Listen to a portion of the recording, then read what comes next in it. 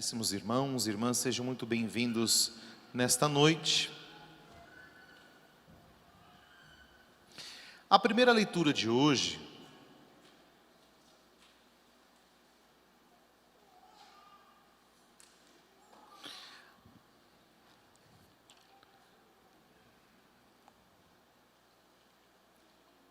fala sobre fazer um elogio às pessoas famosas. E quando a gente fala pessoas famosas, nós entendemos como pessoas que têm muito dinheiro, pessoas que aparecem na mídia. Quando a gente fala de pessoas famosas, nós pensamos em alguém que é muito importante em alguma situação, que tem cargos, carros, casas. Então nós pensamos em pessoas famosas nesse sentido, porque o mundo que nós vivemos fala de fama nesse sentido. Vamos fazer um elogio aos homens famosos. Só que nós estamos falando da Bíblia, da palavra de Deus, nós estamos falando de um contexto espiritual, bíblico, também humanamente falando. E quando nós falamos de pessoas famosas a nível bíblico, então você tem que descartar todo esse pensamento mundano, de casa, de carro, de poder, de reinos. Você tem que desfazer todo esse pensamento que você traz no coração atual que você tem segundo o mundo. Aquela pessoa é famosa, você já pensa em dinheiro, já pensa em colar dourado, já pensa na bolsa de tal marca. E a gente já vai pensando naquela calça, já vai pensando naquele sapato daquela cor. Só que a palavra de Deus diz: vamos fazer um elogio dos homens famosos, nossos antepassados, através das gerações. E quem são essas pessoas que a palavra de Deus hoje nos fala? Essas pessoas famosas são, sem dúvida alguma, Santa Gertrudes, sem dúvida alguma, a Virgem Maria, sem dúvida alguma, os grandes homens e mulheres do Antigo Testamento, Isaías, Jeremias, Abraão, Isaac, Jacó, homens famosos que ficaram famosos pela sua fé, pela sua determinação, pela sua vontade de ser de Deus e de ir até o fim no projeto que Deus tinha para eles. Então a palavra de Deus está nos falando da fama nesse sentido, nesse âmbito. Então nós não podemos pensar em fama no sentido outro, a não ser no sentido espiritual. Por isso, nós, por vezes, queremos ganhar na loteria, porque aí você fala: bom, eu ganho na loteria, eu fico famoso. Bom, se eu tiver um carro de tal marca, então, se eu morar em tal bairro. Mas nós temos que desconstruir isso que está no nosso coração. Não podemos entrar nessa dinâmica do mundo, querer a fama desse mundo. Quando a gente começa a olhar a podridão que é a fama deste mundo, a gente entra numa frustração tremenda. E quantas pessoas que ficaram famosas a custo de vender o seu próprio corpo, de vender a sua alma para o diabo, de fazer pactos demoníacos. E a gente sabe que isso é uma grande realidade, infelizmente, no mundo em que vivemos. As pessoas querem ficar famosas a todo custo, vão em lugares fazer trabalhos que falam de fama e de poder. E nós não queremos esse tipo de fama. Nós não queremos a fama desse mundo. Nós queremos ter a fama da santidade. Nós queremos ter a fama daqueles que lutaram para estar no céu um dia. Nós queremos ter a fama de falar assim: mesmo no meio da pandemia, eu fui para a missa. Mesmo no meio da pandemia, eu fui para a missa. Fiquei no portão, mas eu fui para a missa. Queremos ficar famosos pela nossa busca. Queremos ficar famosos pela nossa batalha contra o pecado. Aquela pessoa dá gosto, aquela pessoa lutou. Nós queremos ficar famosos na graça de Deus. É tão lindo quando a gente fala de Padre Pio. Olha a fama de Padre Pio. O que esse homem tinha? Nada. Andava com uma batina surrada. Quando a gente começa a olhar a vida dos santos, você pega Santa Teresinha, mulher famosa, o que ela tinha? Nada. Vivia num convento, quietinha, sendo humilhada pela sua superiora. Famosa. Você pega Santa Teresa, o que sofreu. Você pega Madre Teresa de Calcutá, o que sofreu. Madre Teresa é famosa por o quê? Famosa por cuidar das pessoas pobres. Ela não tinha nada. Nem travesseiro quase para reclinar sua cabeça ela tinha. Nós cristãos precisamos desconstruir esta fama mundana. Porque a fama desse mundo passa, meus irmãos. Tem gente que fica famosa hoje em dia por uma música. Lança uma música no carnaval, passou o carnaval, aquela música boa, aquela pessoa some. Cadê? Nunca mais viu. É esse tipo de fama que nós queremos para nós? Uma fama de um ano, uma fama de um mês, uma fama de uma música? Queremos uma fama aonde colocamos uma roupa sensual e rebolamos para o Brasil inteiro assistir? A fama onde se vende o corpo, onde se vende a alma, mulheres, homens.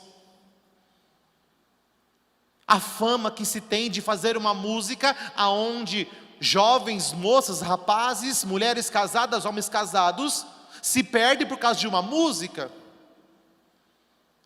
Existem muitas formas de ser famosos. Quer ser famoso? É curto. Caminho curto. Põe uma roupa sensual, começa a rebolar na internet, você fica famoso. Rápido, moleza. Se você quiser ser famoso no mundo. Engraçado como esses vídeos de músicas profanas e coisas depravadas, engraçado quantos trilhões de acessos tem. Você pega os vídeos católicos de padres, pregadores, religiosos, religiosas, 200 visualizações, 100 visualizações, 1000 visualizações, é uma vergonha. É uma vergonha. Sendo que a população católica é muito grande. Milhões e milhões de pessoas. E a gente vê esse problema. Queremos fazer um elogio às pessoas famosas, não a pessoas famosas segundo o que o mundo prega, mas famosas segundo a palavra de Deus.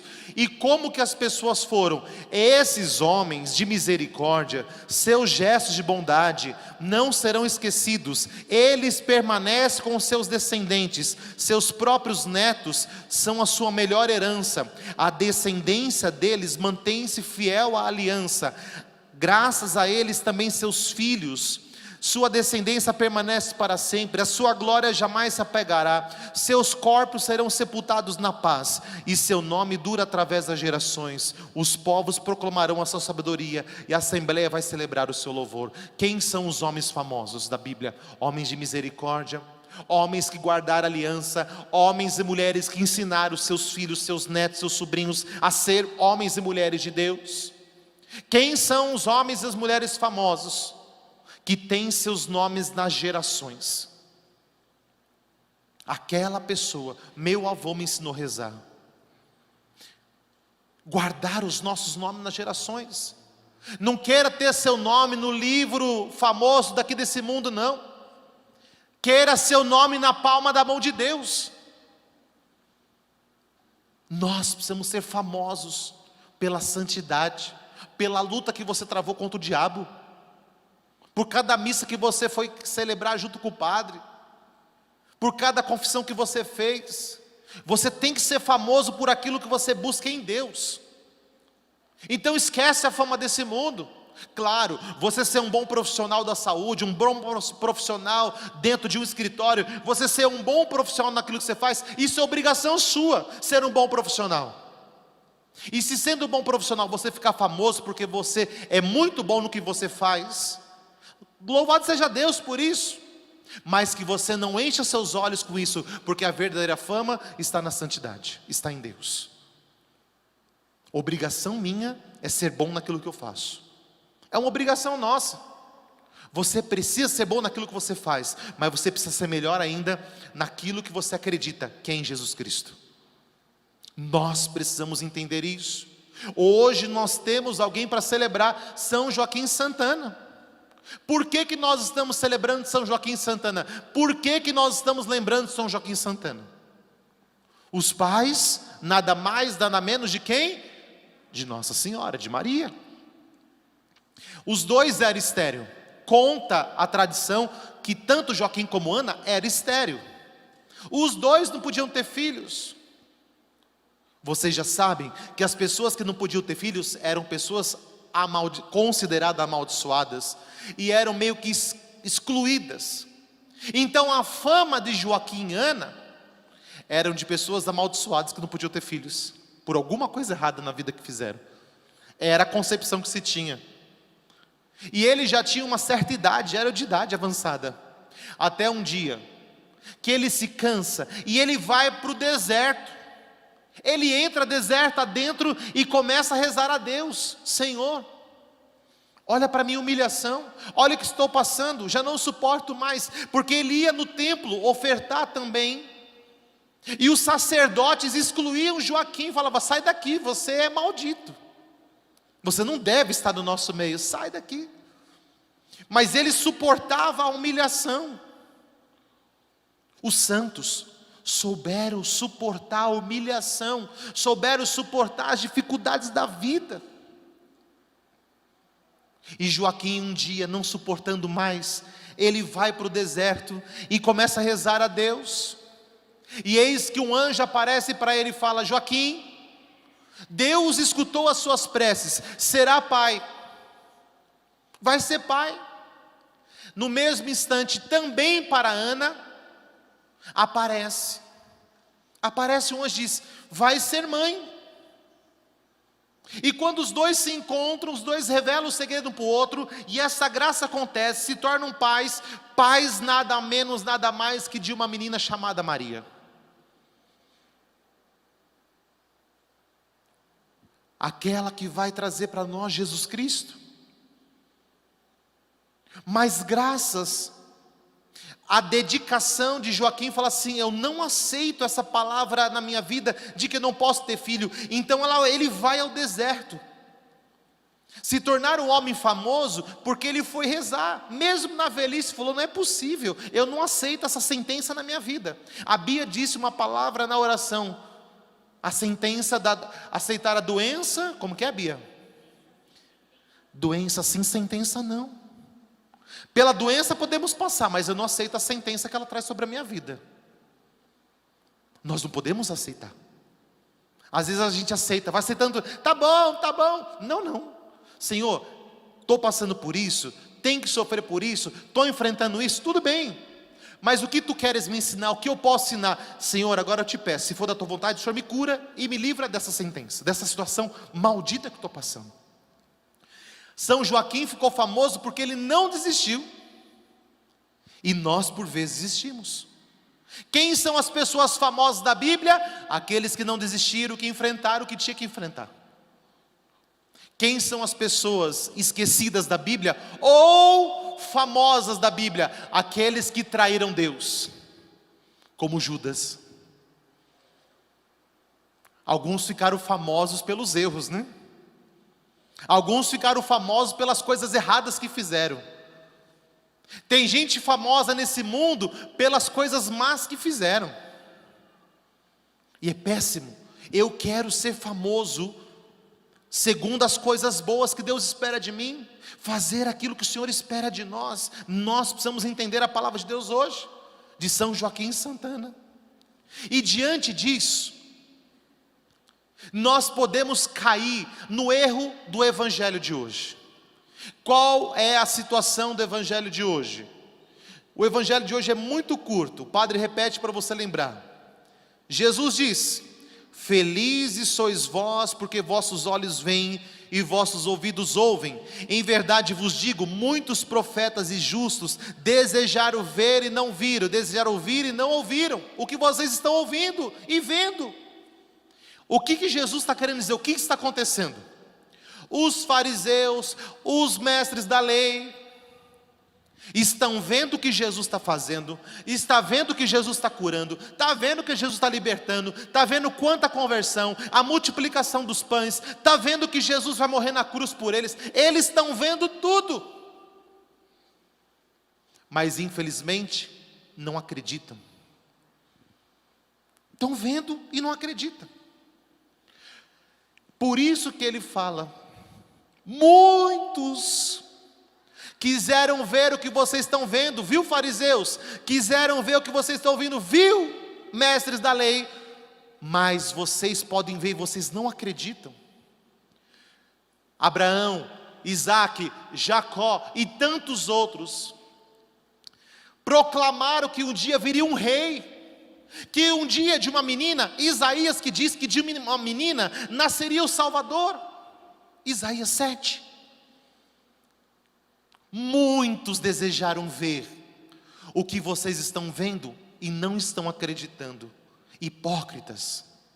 Jesus está falando como que vocês podem não acreditar. Vocês estão vendo o Filho do Homem, estão vendo o Salvador, estão vendo Jesus Eucarístico, estão vendo os milagres acontecer do altar do Senhor. Muitos desejaram ver o que vocês estão vindo, muitos desejaram participar de uma missa que nem vocês podem participar toda segunda-feira, e muitas pessoas não acreditam. É o que Jesus está falando para os fariseus, para os mestres da lei. Muitos. Só que Jesus faz um elogio também. Aqui não é só uma crítica, mas Jesus disse no início: felizes ou bem-aventurados vossos olhos porque veem. Jesus está falando para os seus apóstolos: bem-aventurado vocês que acreditam e que não deixam de participar da missa, não deixam de acreditar na graça, ainda que esteja passando dificuldade. Bem-aventurados são vocês que estão em casa, bem-aventurados são vocês que estão lá fora, porque mesmo nessa dificuldade, acredita que Deus vai fazer na vida de vocês.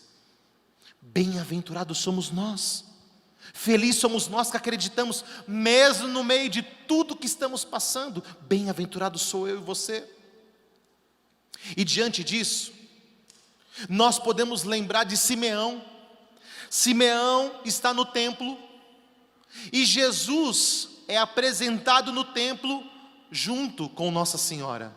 A purificação de Nossa Senhora e a apresentação de Jesus no templo é o quarto mistério gozoso do terço, que nós rezamos. Quando Jesus é apresentado no templo, Simeão, o profeta Simeão, vê o menino Deus no colo de Nossa Senhora e diz: deixai agora vosso servo em paz, porque meus olhos viram a salvação. Olha as palavras de Simeão: deixai agora vosso servo em paz, porque meus olhos viram a salvação. Simeão está feliz, porque Simeão conhece todas as profecias do Antigo Testamento, e quando ele vê o menino Deus pisar no templo, ele fala: o Salvador chegou, eu posso partir, meus olhos já contemplaram a graça de Deus. Ele nem viu milagre de cura, milagre de ressurreição, multiplicação de pão. Simeão não viu nada disso. Simeão, só de ver Jesus, ele fala assim: eu creio. Quem dera que a nossa fé fosse assim. Só de pisar no santuário, só de ver Deus, fala assim: eu creio, eu saio daqui curado hoje. Quem dera que a nossa fé fosse como de Simeão. Só de ver Jesus, ele reconhece a graça, a presença de Deus. Nós precisamos reconhecer Deus nas pequenas coisas. A primeira carta de São João, capítulo 1, de 1 a 4, diz assim, olha que lindo, primeira carta de São João: o que era desde o princípio, o que temos ouvido, o que temos visto com nossos olhos, o que temos contemplado e as nossas mãos têm apalpado no tocante do verbo, ou seja, em Jesus, porque a vida se manifestou e nós temos visto e damos testemunhos e vos anunciamos a vida eterna, que estava no Pai e que se manifestou. O que vimos, o que ouvimos, nós anunciamos, para que também vós tenhais comunhão conosco. Ora, a nossa comunhão é com o Pai e com o Filho Jesus Cristo. Escrevemos essas coisas para que a vossa alegria seja plena, completa. Olha o que São João está dizendo para nós. Olha o que o apóstolo João está dizendo para nós. O que os nossos olhos viram, o que os nossos ouvidos escutaram, nós vos anunciamos para que a vossa alegria seja completa, para que a vossa alegria seja plena. Deus está anunciando alegria para nós. Creia no amor de Deus, creia na graça de Deus. Nós precisamos acreditar em tudo que Deus fez, em tudo que Ele fala para nós, e por vezes o mundo vai distorcendo as verdades, e a gente vai deixando para trás o amor de Deus, porque as pessoas falam, porque as pessoas dizem, porque as pessoas mentem, porque a gente tem dificuldade, porque a gente às vezes não acredita. É o que Jesus está preocupado. Jesus elogia: bem-aventurado vocês que acreditam, mas por outro lado, pessoas como vocês quiseram ver e não estão vendo. Quantas pessoas que eu encontro ao longo do caminho, ou que mandam mensagem para nós, nas nossas redes, mandam e-mail, telefona para nós, e dizendo: ah, padre, como eu queria para uma missa de cura e libertação toda segunda ou todo sábado, como eu gostaria de estar presente no seu santuário. Quantas pessoas gostariam de estar sentado na cadeira onde você está sentado hoje? Você tem noção? Quantas pessoas precisariam estar sentadas aqui dentro hoje, pela situação que enfrenta e que vive? E às vezes nós não valorizamos isso. Quantas pessoas queriam estar aonde você está, sentadas nesse lugarzinho, confortável como você está. E a gente às vezes leva a missa assim, ó. Quantas pessoas lá fora gostariam de estar sentado no conforto que você está? Quantas pessoas doentes em casa, numa cama, no leito do hospital, que gostariam de estar aqui onde nós estamos? Quantas pessoas gostariam de estar tete a tete com Jesus? Por isso que Jesus está falando: bem-aventurados que acreditaram. Vocês estão aqui falando comigo, me tentando, me provando. Para com isso, pelo amor de Deus, se convertam, creiam no Filho de Deus.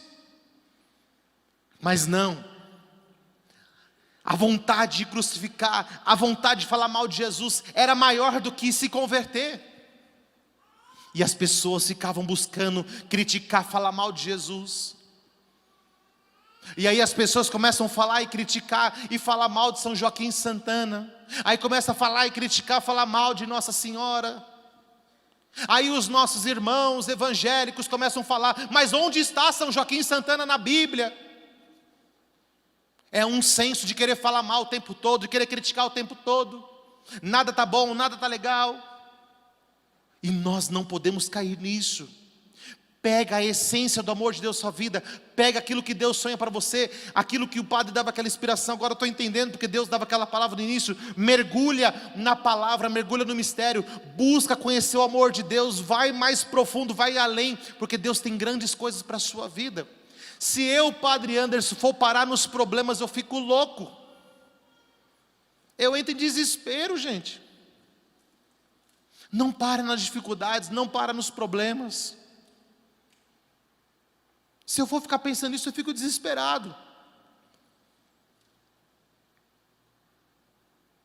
Problema todo mundo tem, dificuldade todo mundo passa. Eu estava saindo de casa agora, vindo para cá. A hora que eu fui sair do carro da garagem, eu abri o portão, o porta-mala estava aberto, eu vi que estava aberto, eu abri o portão. O portão enroscou no porta-mala, entortou todo o porta-mala, eu não pude nem vir com o carro para a missa. Tem que levar para o funileiro, mais uma semana sem carro. Vou fazer o quê? Na hora sobe o sangue, né? Quem foi o jumento que deixou esse porta-mala aberto? Fui eu mesmo. Vou fazer o quê? Eu falei: a missa vai ser muito boa hoje, não é possível.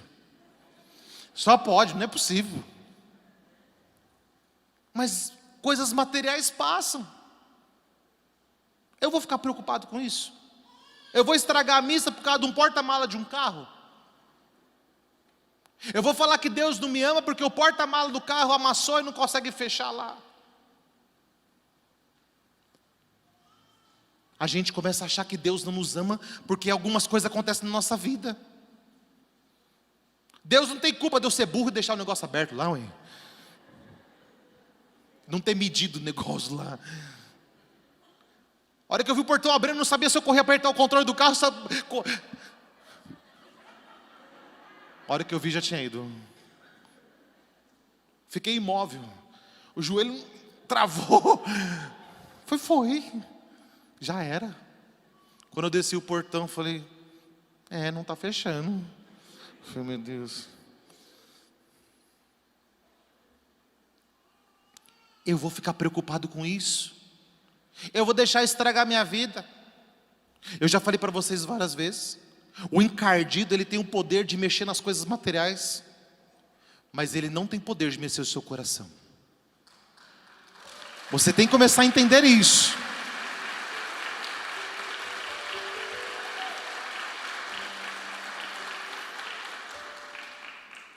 Se eu tivesse começado a amaldiçoar toda a minha geração, aí ele poderia ter mexido no meu coração, sim. Eu silenciei, fiquei nervoso, fiquei chateado, porque é um bem material, né?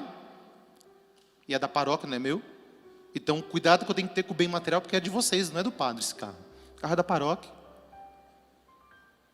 Fiquei chateado porque ele disse, tem que gastar dinheiro para arrumar o carro agora. Eu já é tão sofrido, ganhar 1 centavo nesses tempos, aí tem que gastar dinheiro com isso. Trouxe uma chateação. Mas eu não posso permitir que isso me tire o foco. Bem-aventurados que vêm. Até nisso, o que Deus quer me ensinar com isso? Bem-aventurado você que enxerga a vontade de Deus na sua vida, além dos problemas. Bem-aventurado você que não se paralisa diante das dificuldades. O profeta está dizendo que nós temos que buscar a graça dele, independente do que aconteça. Busque o amor de Deus.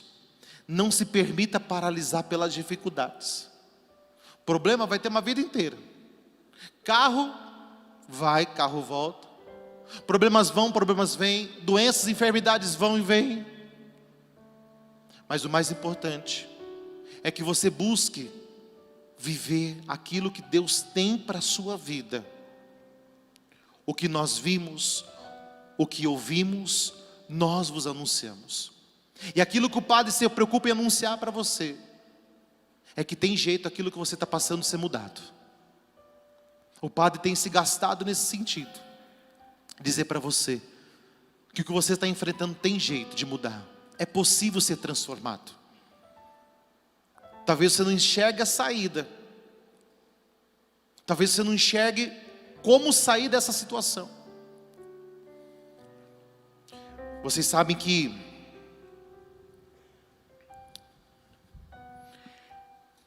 muitas pessoas se encontram por vezes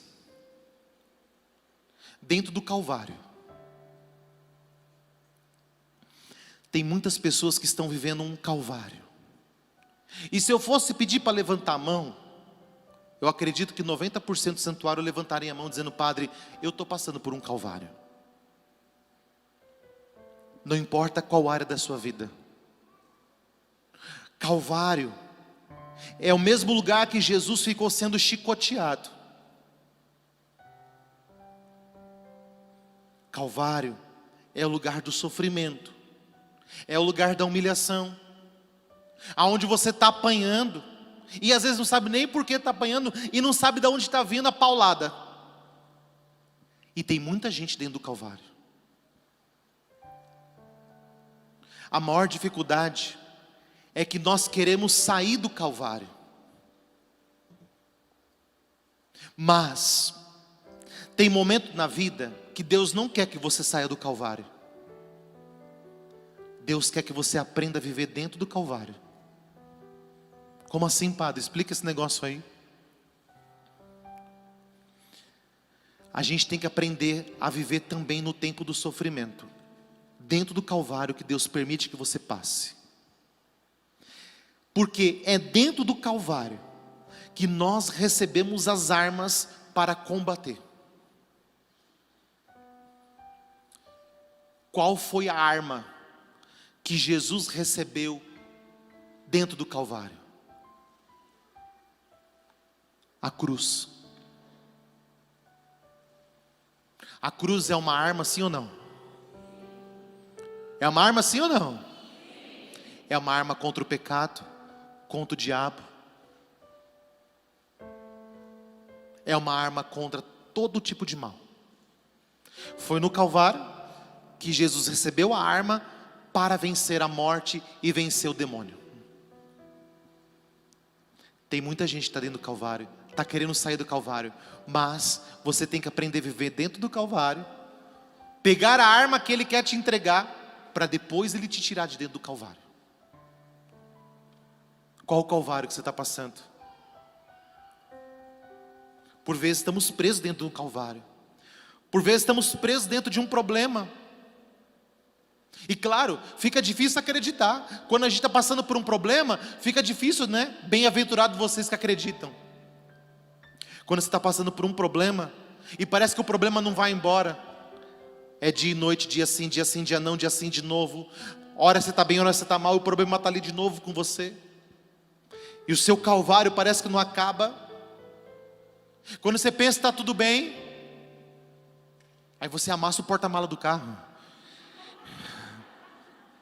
Fala, eu venho. Não, isso é. Aí a gente fala assim: a fase não é boa. Aí você procura entender o que Deus quer. Mas o Calvário está ali. E você tem que aprender a viver dentro do Calvário. Daquilo que você está passando, aquilo que você está sofrendo. Mas é ali que Deus vai te dar arma para você vencer todos os seus inimigos. É no Calvário. E das coisas, já falei isso muitas vezes, das coisas que mais me impressionam em Jesus, é quando Jesus está sendo chicoteado. E quando os soldados batiam em Jesus e as pessoas pensavam que Jesus já estava caído, prostrado, morto, Jesus se levanta novamente. E Jesus está pedindo para você: se levante novamente. Não fique prostrado nesse Calvário que você está passando. Não fique prostrado nessa dificuldade que você está enfrentando. Que você tenha a coragem de se levantar e falar: Senhor, me ajuda. Me ajuda a sair desse Calvário. Mas não fuja do Calvário. Enquanto Deus te permitir ficar dentro do Calvário, você fica. Enquanto Deus permitir que você fique ali, você fica. Porque Deus não quer que você saia mal dali. Deus quer que você saia melhor dali. Padre, como sair bem de um problema? Sim, é possível. Precisa enfrentar. Você tem que enfrentar essa situação que você está passando. Enfrenta com Deus. Por que que os santos foram famosos? Porque enfrentaram os seus calvários, enfrentaram as perseguições, enfrentaram os seus problemas, enfrentaram a morte, enfrentaram a vida, enfrentaram a fome, enfrentaram tudo que tiveram que enfrentar. Os grandes homens e mulheres da palavra de Deus enfrentaram os seus calvários. E quando saíram, saíram bem. Por isso, meus irmãos, Calvário não é derrota não. O que você está passando não é derrota não. Quero dizer isso para você hoje. O que você está passando é uma preparação para você ficar mais forte, para você vencer outras dificuldades que virão. Jesus está te fortalecendo. O couro está engrossando para que você tenha força de continuar sua caminhada. E é assim que funciona. Deus vai preparando a cada um de nós. Deus vai preparando os seus filhos para enfrentar a vida. E tudo que Deus espera de você é que você cresça, amadureça na graça de Deus. Amém?